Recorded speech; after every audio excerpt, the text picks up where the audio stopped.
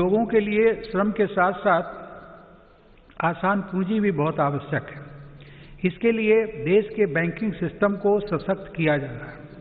देश में बड़े और शक्तिशाली बैंकों के निर्माण के लिए छोटे बैंकों का आपस में विलय भी इसी दिशा में उठाया गया कदम है।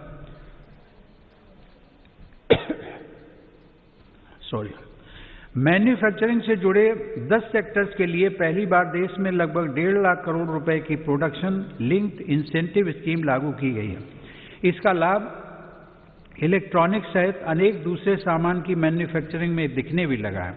देश और विदेश की अनेक बड़ी कंपनियों ने भारत में इन योजनाओं के तहत काम शुरू कर दिया है। मेरी सरकार भारत में बने सामान के उपयोग के लिए जन भागीदारी को प्रोत्साहित कर रही है। आज वोकल फॉर लोकल देश में जन आंदोलन का रूप ले चुका है।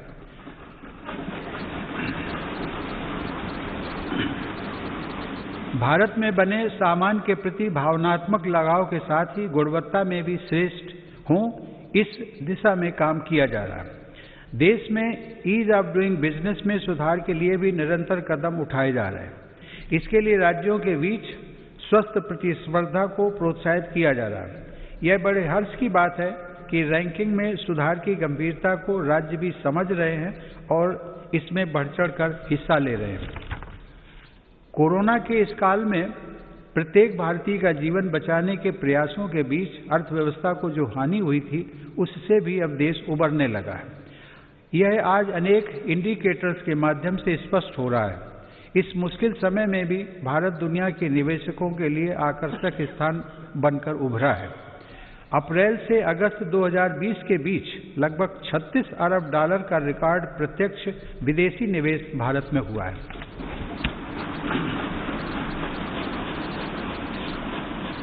माननीय सदस्यगण, मेरी सरकार मानती है कि देश में आधुनिक इंफ्रास्ट्रक्चर का निर्माण नए और आत्मनिर्भर भारत के लिए मजबूत नींव का काम करेगा। कोरोना काल में भी इंफ्रास्ट्रक्चर के अनेक बड़े प्रोजेक्ट्स पर तेजी से काम करना होना और उनको पूरा करना हमारी प्रतिबद्धता को दर्शाता है। चेन्नई से पोर्ट ब्लेयर तक सबमरीन ऑप्टिकल फाइबर केबल हो, अटल टनल हो या फिर 4 धाम सड़क परियोजना, हमारा देश विकास के कार्यों को आगे बढ़ाता रहा। कुछ दिन पहले ही पूर्वी और पश्चिमी डेडिकेटेड फ्रेट कॉरिडोर के सेक्शंस देश को समर्पित किए गए।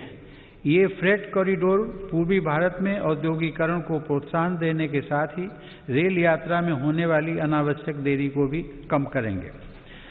देश के इंफ्रास्ट्रक्चर को आधुनिक रूप देने के लिए मेरी सरकार 110 लाख करोड़ रुपए से अधिक की नेशनल इंफ्रास्ट्रक्चर पाइपलाइन पर भी काम कर रही है। साथ ही भारतमाला परियोजना के पहले चरण में 6 नए एक्सप्रेसवे और 18 नए एक्सेस कंट्रोल्ड कॉरिडोर्स का निर्माण चल रहा है।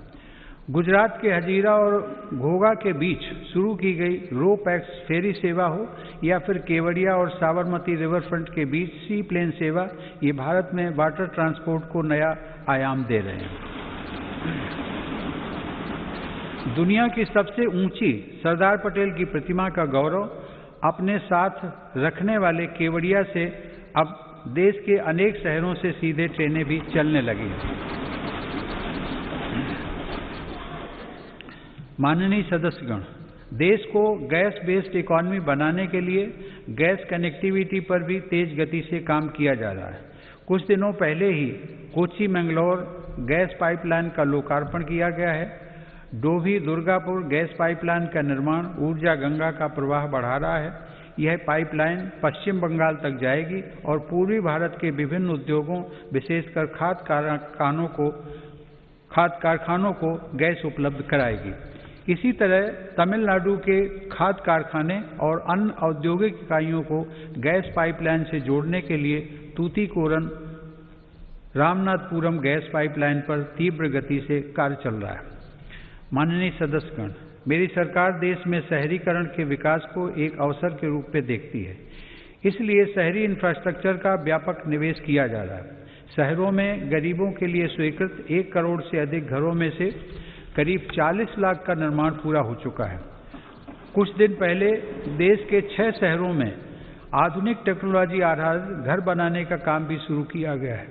शहरों में काम करने वाले श्रमिकों को बेहतर आवास मिल सके, इसके लिए उचित किराए वाली योजना भी शुरू की गई है। शहरों में कनेक्टिविटी से जुड़ा इंफ्रास्ट्रक्चर भी सरकार की प्राथमिकता है। आज देश के 27 शहरों में मेट्रो सेवा के विस्तार के लिए काम चल रहा है। कुछ दिन पहले ही दिल्ली मेट्रो के एक रूट पर ड्राइवरलेस मेट्रो का परिचालन भी किया गया।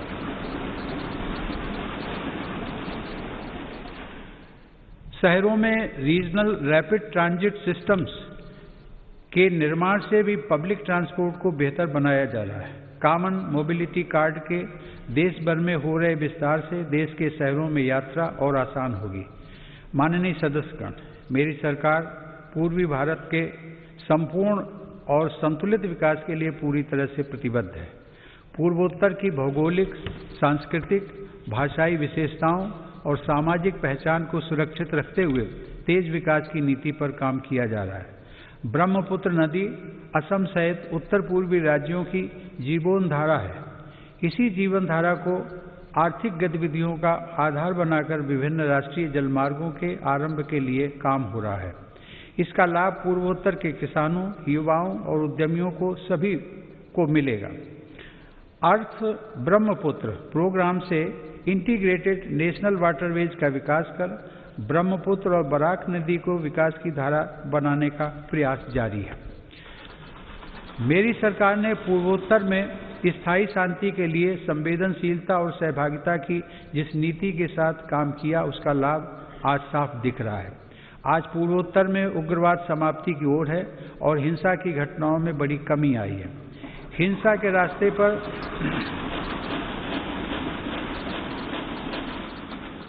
भटके युवा अब विकास और राष्ट्र निर्माण की मुख्य धारा में लौट रहे हैं। ब्रू शरणार्थियों के पुनर्वास को शांति और सौहार्द के साथ पूरा किया जा रहा है। इसी प्रकार ऐतिहासिक बोडो शांति समझौता भी हुआ है, जिसे सफलतापूर्वक लागू किया गया।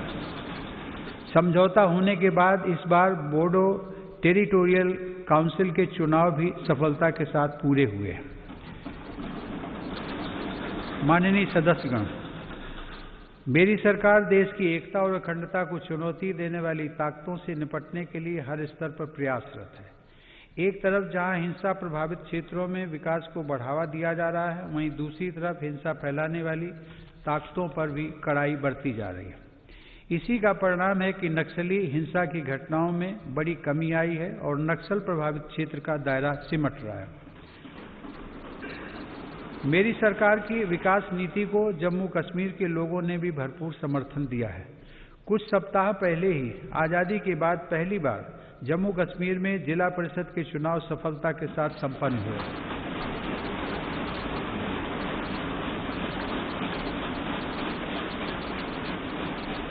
बड़ी संख्या में मतदाताओं की भागीदारी ने दर्शाया है कि जम्मू कश्मीर नए लोकतांत्रिक भविष्य की तरफ तेजी से आगे बढ़ चला है। प्रदेश के लोगों को नए अधिकार मिलने से उनका सशक्तिकरण हुआ है। आयुष्मान भारत सेहत योजना लागू होने के बाद जम्मू कश्मीर के हर परिवार को 5 लाख रुपए तक के मुफ्त इलाज का लाभ मिलना तय हुआ है।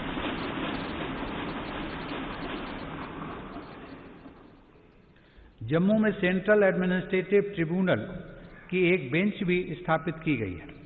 केंद्र शासित प्रदेश बनने के बाद कुछ महीने पहले लद्दाख स्वायत्त पर्वतीय विकास परिषद के चुनाव की प्रक्रिया भी सफलतापूर्वक संपन्न हुई है। अब लद्दाख के लोग स्वयं अपने प्रदेश के विकास से जुड़े निर्णय और तेजी से ले रहे हैं। माननीय सदस्यगण, इस कोरोना काल में हम जब देश के भीतर आपदाओं से निपट रहे थे, तब हमारी सीमा पर भी देश के सामर्थ्य को चुनौती देने के प्रयास किए गए। LAC पर द्विपक्षीय संबंधों और समझौताओं को दरकिनार करते हुए शांति भंग करने की कोशिश की गई, लेकिन हमारे सुरक्षा बलों ने न केवल पूरी सजगता, शक्ति और हौसले के साथ इन षड्यंत्रों का मुंह तोड़ जवाब दिया, बल्कि सीमा पर यथास्थिति बदलने के सभी प्रयासों को भी नाकाम किया।